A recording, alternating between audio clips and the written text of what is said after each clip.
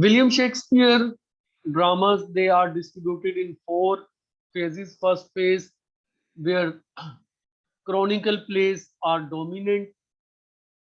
Richard III is thought the most important play of his earliest phase, and second phase where comedies and romance are seen. And here we see the Merchant of Venice, very important play. Besides this, Romeo and Juliet, A Midsummer Night's Dream. And in third phase, we see the best creations of Shakespeare, that includes his four great tragedies: Hamlet, King Lear, Othello, and Macbeth. It includes the great history plays like Julius Caesar and Antony and Cleopatra. Best comedy, Twelfth Night, and afterwards, As You Like It. Last phase of Shakespeare's writing that's not so successful, but it's remembered for tragic comedy, one of the significant genre that is thought Shakespeare pioneer. And here we see two significant plays, The Tempest and The Winter's Tale, and a joint venture that is King Henry VIII, which Shakespeare wrote with the aid of his contemporary dramatist John Fletcher. तो ये तो Shakespeare के place का chronologically अगर हम देखें तो हम देखते हैं कि 1613 तक, यानी अपनी डेथ से 3 साल पहले तक, शेक्सपियर के प्लेस जो है वो इस तरह से इस ऑर्डर में फॉल करते हैं 1588 और 1589 से लेकर.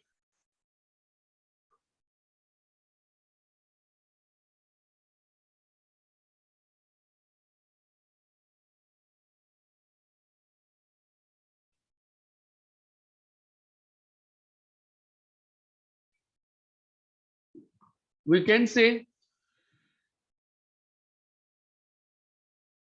starting point of Shakespeare writing career was English history. The year 1588 was the high point of Queen Elizabeth rule, because Spanish Armada that was defeated. The defeat of Spanish Armada, that is thought the very important historical or political event of the time, that showed England's supremacy of the seas. यानी Spanish armada की defeat के बाद जो seize थे, समंदर थे, वहां पर इंग्लैंड की सुप्रीमेसी, बढ़तरी जो है वो साबित हो गई. इससे पहले ये स्पेन के पास था. और यहां से ही यूं हम समझ सकते हैं कि वो इंग्लिश कॉलोनियलिज्म की बुनियाद पड़ी. अब वो अपने रूट जो है वो खुद डिसाइड कर सकते थे.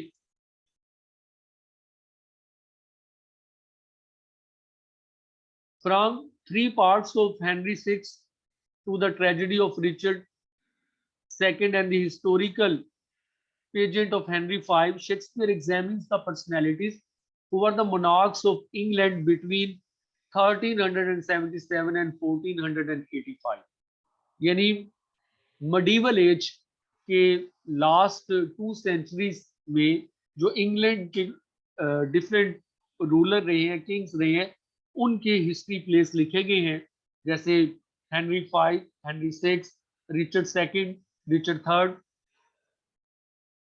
दूसरी तरफ वो भी हमने टाइटल देखे, जैसे एंटनी एंड क्लियोपेट्रा है या जूलियस सीजर है, जो कि रोमन हिस्ट्री से जो है वो ताल्लुक रखते हैं. अब ये कि ये जो हिस्ट्री प्लेस हैं, ये किस चीज को जाहिर करते हैं? That show glorification of the nation and its past. यानी glorification of the English nation and its past. कि रेनेसांस एज में इंग्लैंड ने जो अपने ऊपर एक फखर या प्राइड फील करना था, उसके लिए जरूरी था कि उसके पास एक पास्ट हो, और उस पास्ट को जो है वो रिवाइव किया जाए, और उसकी बुनियाद पर हम जो है कह सकें कि हम एक कौम है, और हमारे जो है जो एंसेस्टर्स हैं, और हमारे जो है हिस्ट्री में ये बड़े बड़े जो है किंग्स गुजरे। तो ये एक हीरो वर्शिप या किंग वर्शिप का एक एलिमेंट था जो नेशन बिल्डिंग के लिए जरूरी समझा गया। और इसमें शेक्सपियर के प्लेस जो हैं वो इस तरह से कंट्रीब्यूट करते हैं कि सिग्निफिकेंट किंग्स की लाइफ को जो है ड्रामे का सब्जेक्ट बनाते हैं, और आम पब्लिक जो है उसको जो है वो देख सकते। ये ऐसे ही है जैसे आज के ज़माने में जो है ऑटोमन एम्पायर का एक रोमांस क्रिएट करने की जो है वो ड्रामे के ज़रिए कोशिश हो रही है। 4 मुख्तलिफ टीवी ड्रामास हैं, जिसमें सबसे पॉपुलर क्या है अर्थुरुल है। तो ये अ, भी ऐसे ही है कि एक कॉन्सेप्ट जो है वो उसके पीछे है, और वो ऑटोमन एम्पायर का है, उसकी फाउंडेशन से लेकर उसके ग्लोरी ग्लोरियस डेज तक। और इसी तरह यहाँ इंग्लिश के हिस्ट्री को रिवाइव किया जा रहा है। King is brought close to his people, his virtues and faults are brought to life before the audience eyes. Literature is no longer distant, no longer the preserve only for those who can read. It is familiarist। यानी जो second contribution था कि ये बादशाह जो होते हैं वो इंसान ही होते हैं, वो कोई खुदा और देवता नहीं होते, बल्कि उनसे गलतियां भी हो सकती हैं, और उन गलतियों की बहुत बड़े बड़े खमियाजे भुगतने पड़ते हैं। अब ट्रेजिडी में सबसे बड़ा कॉन्सेप्ट ये है कि आपसी जो प्रोटैगनिस्ट है उससे जो गलती होती है उससे कहीं ज्यादा उसको सजा मिलती है। लेकिन आखिर इंसान ने कोई ना कोई चॉइस तो लेनी है, कोई ना कोई फैसला तो करना ही होता है। तो ये समझा गया कि असल जो डिग्निटी है वो गलत फैसला करने में सही फैसला करने में नहीं है, बल्कि फैसला करने की जुर्रत में। फैसला चाहे नताइज के लिहाज से गलत निकले या सही निकले, लेकिन फैसला करने की जुर्रत होनी चाहिए। और यहाँ ही से ये जो हीरोज, ये किंग्स हैं, प्रिंस हैं, ये एक हेरोइक स्टेटस हासिल है। दूसरा ये था कि हम देखते हैं कि वो करेक्टर जो है वो एक तरफ तो नोबल किंग है, और दूसरी तरफ ह्यूमन बीइंग है। उनके अंदर वैसी फीलिंग्स हैं, डिजायर्स हैं, इंटेलेक्ट हैं, कॉन्फ्लिक्ट्स हैं, वैसे ही है जैसे इंसानों की। तो लोग उनसे एसोसिएट कर सकते हैं, उनको दूर दराज के समझने के बजाय उनसे एक सेंस ऑफ एसोसिएशन डेवलप कर सकते हैं। All Renaissance drama, including Shakespeare and Marlowe's dramas, is concerned with shifting power relations within society। यानी वो एक ऐसे मुआशरे को दिखा रहे हैं जिसमें ताकत के जो सेंटर है, मरकज है, वो तब्दील हो रही है, और individual was a new force in relation to the state. अब रियासत के लिए, स्टेट के लिए एक फर्द की अहमियत जो है वो बढ़ रही है। The threat of rebellion, overturning of established order, was forcefully brought home to Elizabethan public by the revolt of Earl of Essex, once the Queen's favorite। एक तरफ तो हिस्ट्री में ऐसे वाकयात हो रहे थे, बगावतें हो रही हैं, और जो बागी हैं उनको पकड़े जा रहे हैं, उनके जो है वो ट्रायल किए जा रहे हैं, उनको सजाएं दी जा रही। और दूसरी तरफ जो है ये शो किया जा रहा है कि किंग को कैसे काम कर, वो सेकुलर ड्रामा जो शेक्सपियर और मार्लो ने पेश किया है, वो वहां पर इंसान हालात को कंट्रोल करने की कोशिश कर, जबकि इससे पहले मडीवल ड्रामे में सारा ड्रामा गॉड्स डिजाइन था, खुदा की मंशा के मुताबिक चीजें जो है वो चलती। और यही एक जो है वो पॉइंट है कि ह्यूमन चॉइस जो है वो बहुत ज्यादा इंपॉर्टेंस हासिल करती है शेक्सपियर के प्लेस में। और हम देखते हैं कि एक फ्रेज इस तरह से डेवलप हो गई कि ग्रीक ड्रामा में डेस्टिनी इज करेक्टर और शेक्सपियरियन ड्रामा में character is destiny. Henry six is portrayed as weak, indecisive king in complete contrast to the heroic young Henry V। तो ये बताया गया कि एक अगर डिसेसिव किंग है, स्ट्रोंग और पावरफुल किंग है, गुड एडमिनिस्ट्रेटर है, वो कैसा होगा और एक वीक किंग कैसा होगा, और दोनों का कंट्रास्ट पब्लिक देख के समझ सकते हैं कि हमें किस किस्म के किंग की जरूरत। Richard III is portrayed as a complete villain, the epitome of Machiavellian evil, the enemy whom the Tudor dynasty had to destroy। अब टूडोर डायनेस्टी कहां से शुरू हुई थी? मैंने कल बताया था शायद कि हेनरी सेवंथ से क्वीन एलिजाबेथ तक ये टूडोर डायनेस्टी है और किंग जेम्स स्कॉट डायनेस्टी का आगाज है। इससे पहले जो किंगशिप थी वो दो फैमिलीज में थी, हाउस ऑफ लैंकास्टर और हाउस ऑफ यॉर्क। लेकिन जो है वो वॉर ऑफ रोजिस का एंड हेनरी सेवंथ के इक़्तिदार में आने से हुआ, जहां से ट्यूडोर डायनेस्टी का आगाज हुआ। तो अब ये था कि अगर ट्यूडोर डायनेस्टी ने कायम रहना है तो उसने अपने किसी दुश्मन को खत्म करके वो जो है वो शुरू हुई है। तो अब अगर कायम रहना है तो जो भी इमर्जिंग एनिमी हो गए, जैसे ये अर्ल ऑफ एसेक्स है, इसको एग्जीक्यूट किया गया था, इसके सर काटा गया था।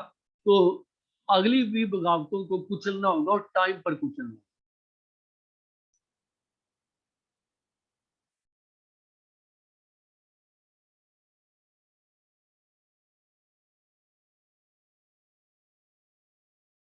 ये भी रिचर्ड थर्ड के जरिए मैसेज दिया गया कि जो चेन ऑफ बीइंग की फिलॉसफी है और जो हायरार्की का कॉन्सेप्ट है, उसमें top hierarchy is God and after God there is king and king is nearest human being to God.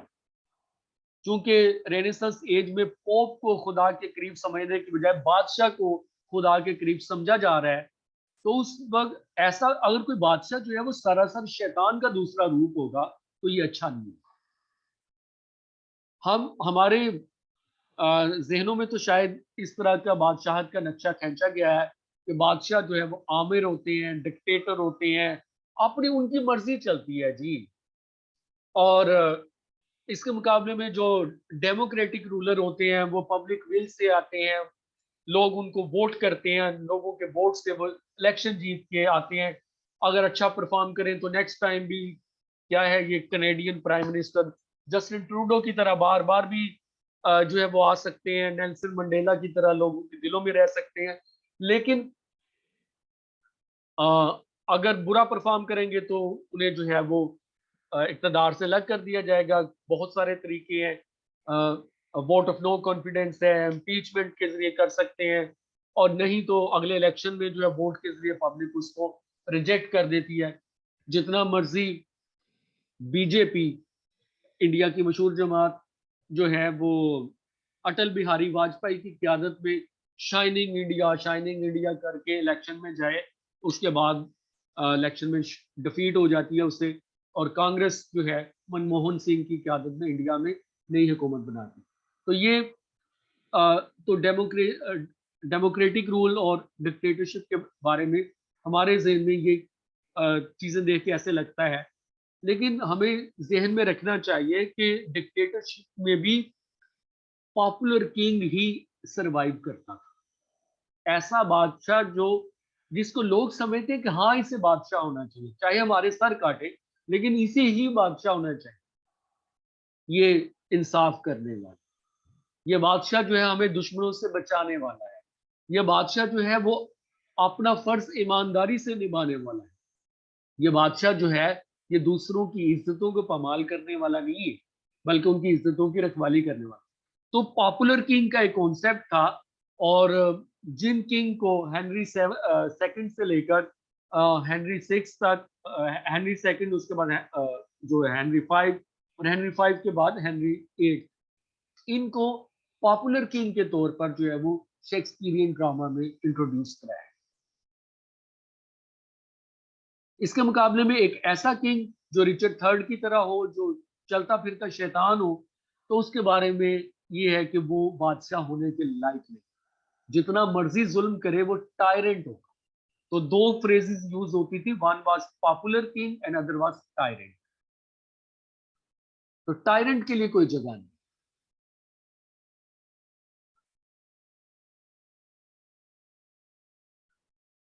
Next point is Shakespeare was conscious that he was engaging his plays with the struggle between past, present, and future, between history and the new expanding universe of Renaissance. यानी उसे अंदाजा था कि हम दो दुनिया के दरमियान हैं, एक पुरानी दुनिया और एक नई दुनिया जो रेनेसांस में एक्सप्लोर की जाए।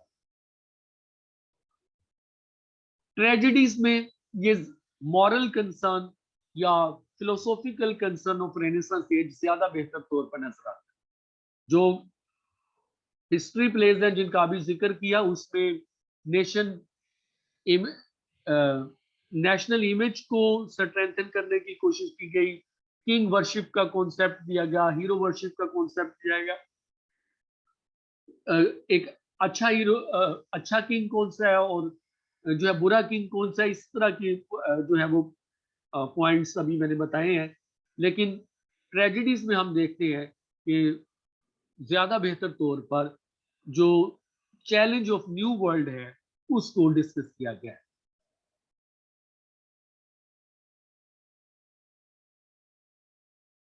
For example, that is a quotation from Hamlet. What is the man if his chief good and market of his time be but to sleep and feel a beast no more? यानी अगर इंसान सिर्फ खाता पीता सोता जागता है तो वो तो जानवरों जैसा ही है। तो इंसानों जैसा कब होगा? जब वो कोई वर्ल्ड व्यू बना के जो है कोई एम्बिशन सेट करेगा और उस एम्बिशन को अटेन करने की कोशिश करेगा। शेक्सपियर और मार्लो के हीरोज में एक बड़ा डिफरेंस ये है कि शेक्सपियरियन हीरोज अपना मॉरल विजन कभी जो है वो नहीं छोड़ते, जबकि मार्लो के जो ट्रेजिक हीरोज हैं वो मोरालिटी को कंप्रोमाइज करते हैं for the sake of ambition.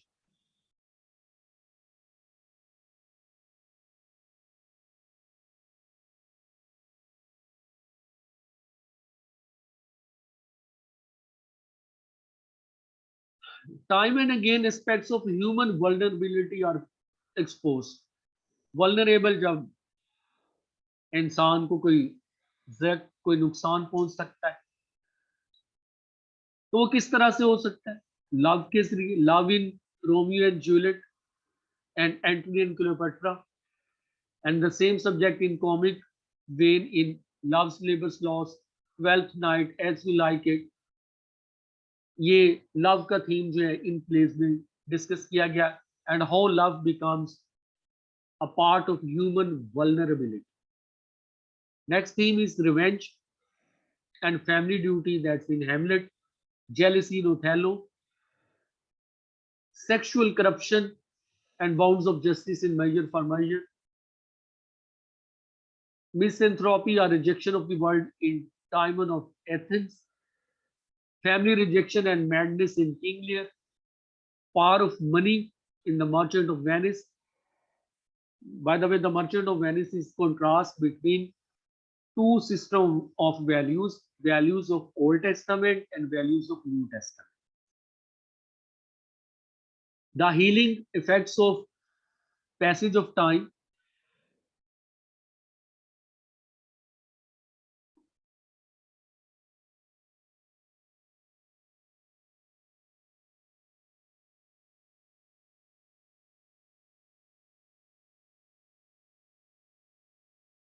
Shakespeare theme are frequently the great abstract universal theme. अगरचे ये इसके दोनों ही एस्पेक्ट है, यानी ये यूनिवर्सल भी है और टेम्पोरल भी है। अपने जमाने के लिए भी थे और तमाम जमानों के लिए भी। स्पेशल यानी उस जगह के लिए भी थे और हर जो है वो जगह के लिए भी है, हर जमाने के लिए।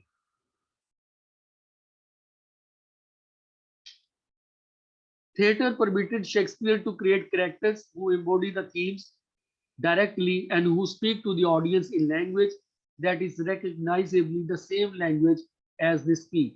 From kings to ordinary soldiers, from young lovers to old bards, Shakespeare's characters speak modern English. Modern English means contemporary of Renaissance English, not in 20th century English.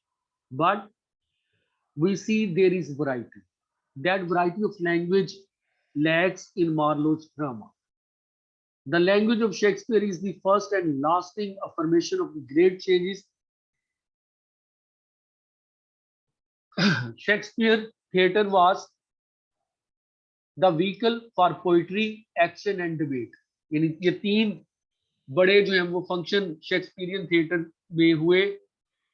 Blank words की सूरत में शानदार शायरी की गई, ड्रामेटिक एक्शन परफॉर्म किया गया, यानी वो story जिसे हम स्टेज पर करके दिखा सकते हैं, और डिबेट, इसने जो intellectual concerns, intellectual question arise किए वो। Shakespearean plays have come down to us in a standard form of 5 acts, यानी शेक्सपियर के ड्रामास जो हैं 5 acts की सूरत में हमें मिलते हैं, and each act has a number of scenes. It can be 1 or 2, or it can exceed even to 6, 7 scenes in one act. But acts are mostly 5, and we see in first 2 acts there is rising action, and then there is climax in the third, and then resolution.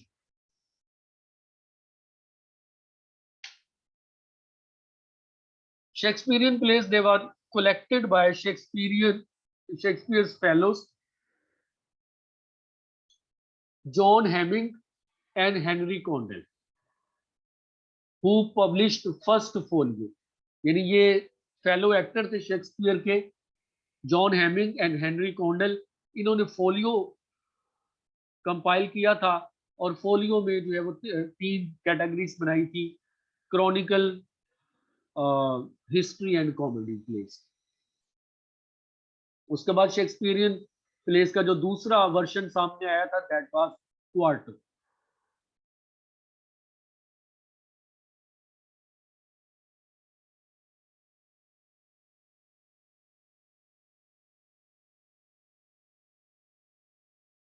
Shakespeare का values के बारे में क्या ख्याल है? Shakespeare affirms and challenges accepted values, यानी जो मुआशरे में राइज इकदार है उनकी तरफ उसको वो एक्सेप्ट भी करता है और उसको चैलेंज भी करता है। He upholds the necessity of strong central power in the hands of monarch, but he challenges any automatic right to power. Worthiness is vital. यानी इस बात से एक एग्जाम्पल के तौर पर बताया गया है कि वो ये तो चाहता है कि किंग पावरफुल हो, लेकिन ये नहीं चाहता कि जो किंग है वो उस मनसब के लायक ही नहीं है, फिर पावरफुल किंग रखने की क्या जरूरत है? उसका पावरफुल होना तो लोगों के लिए नुकसानदेह ही होगा। और रिचर्ड थर्ड और मैकबथ की एग्जाम्पल्स जो है वो शो करती हैं कि even a man who is ambitious, both are ambitious, but one has conscience, the other lacks. Richard III does not pay heed to his conscience voice.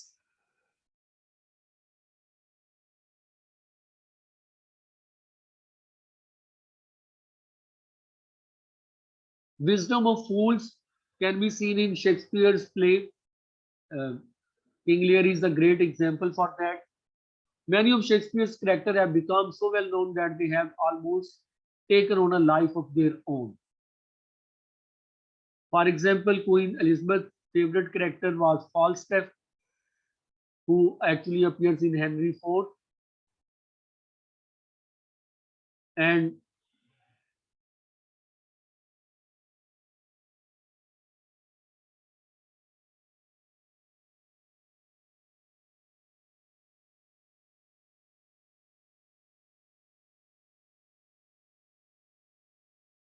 And King James was impressed by the play Macbeth, which actually deals with the existence of witches.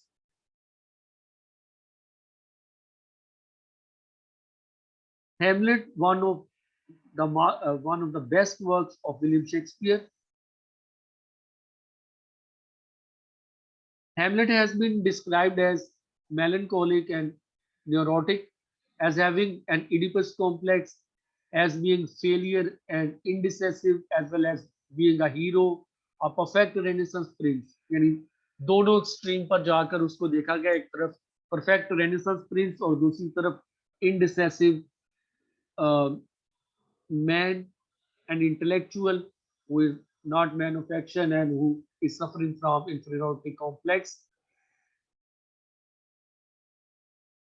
He completes his revenge for his father's murder and becomes most while the true prince of Denmark, in many ways the perfection of Renaissance man.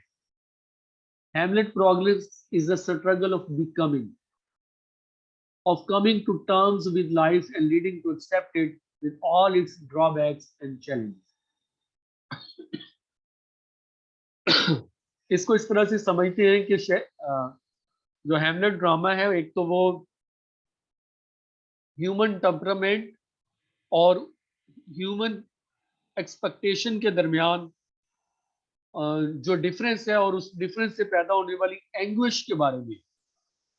एक शख्स जो है वो basically सोच विचार करने के लिए पैदा हुआ है, उसका मिजाज इस तरह का है, रिफ्लेक्टिव है, इंटेलेक्चुअल है, लेकिन उसको जो एक्शन दिया गया है वो ऐसा है कि क्विक इन एक्शन होना चाहिए इंसान को, यानी कि मर्डर करना है किंग क्लोडियस का। तो किसी स्कॉलर को जो है वो किसी फौजी जैसा काम दे दिया। ये अगर इसको उल्ट भी किया जाता तो क्या सूरत हाल होती, हम खुद इमेजिन कर सकते। तो that is a state where human beings feel anguish, and that anguish is the central theme of this play, Hamlet. There are many other themes in this play. Revenge is there, death is there, and as becoming of Hamlet means Hamlet in the beginning who thinks that he can go and take revenge. The time is out of joint, oh cursed fight, I was born to set it right. Yani full determined man. That shows the romantic nature of life. इंसान शुरू में ऐसे समझता है अभी जाऊंगा, जाके फौरन काम करके वापस आ जाऊंगा, लेकिन आहिस्ता आहिस्ता उस पर जिंदगी की हकीकतें खुलती है, फिर उसको लगता है कि नहीं, इतना सीधा और इतना आसान नहीं था। Then he experiences to be or not to be, यानी सेंटर में, और लास्ट में वो फील करता है readiness is all.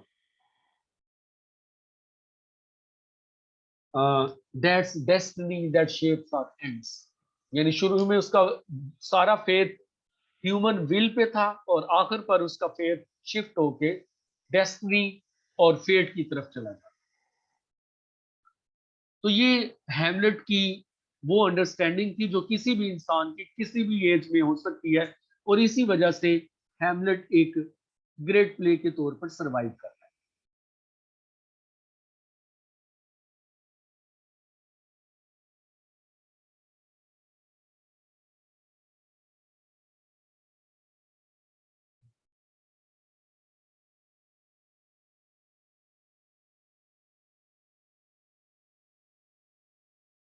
King Lear, perhaps the most disturbing play.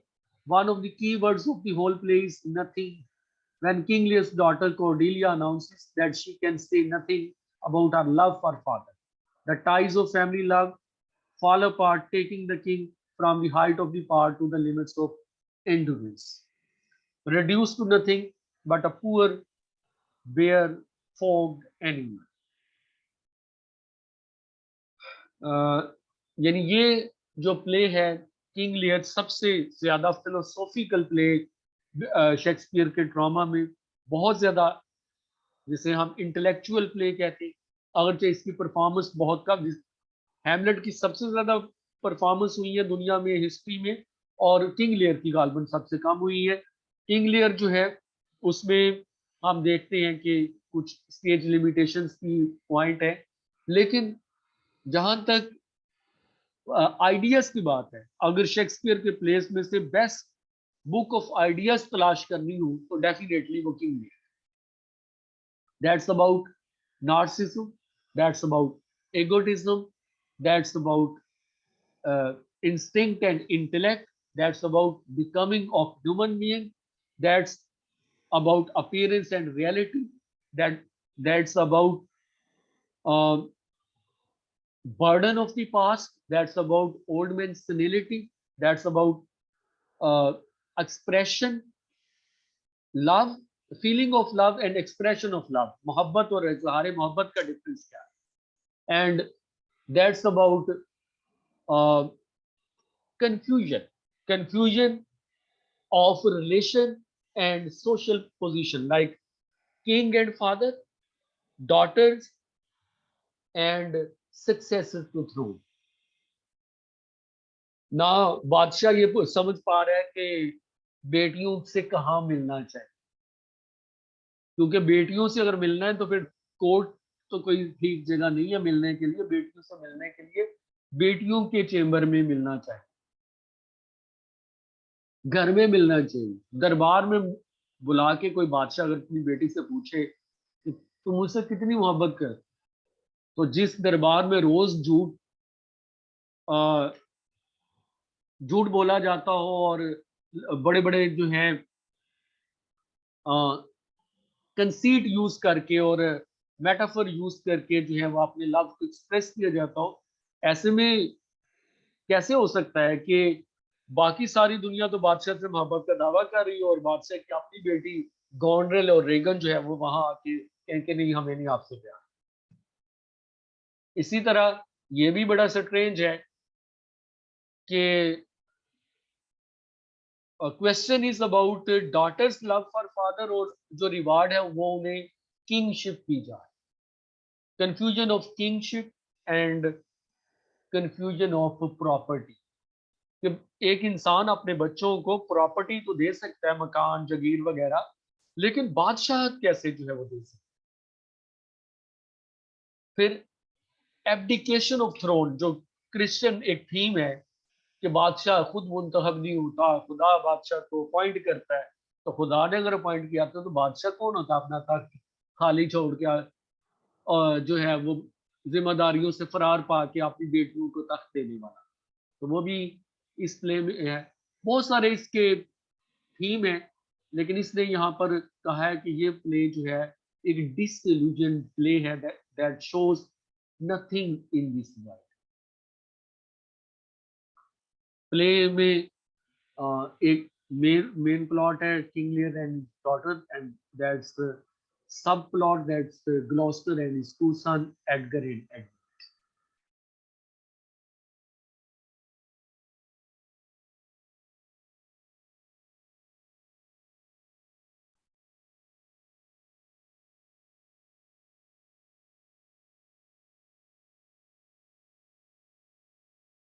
Shakespeare के जो लास्ट फेज के प्लेस हैं या सेकंड लास्ट के प्लेस हैं वो हम देखते हैं कि दोबारा वो जैकोबियन इरा यानी किंग जेम्स फर्स्ट के ज़माने की कई रेफरेंसेस अपने साथ जो है वो लिए हुए हैं। मोस्ट इम्पोर्टेंट द टेम्पेस्ट है which is remembered for his understanding and projection of colonialism and the brave new world। तो इसी तरह शेक्सपियर की कॉमेडीज जो है उन्हें ट्रेजेडीज के साथ कॉन्ट्रास्ट किया जाता है। Here we see a happy end, and happiness is linked with marriage। अभी इसको मैं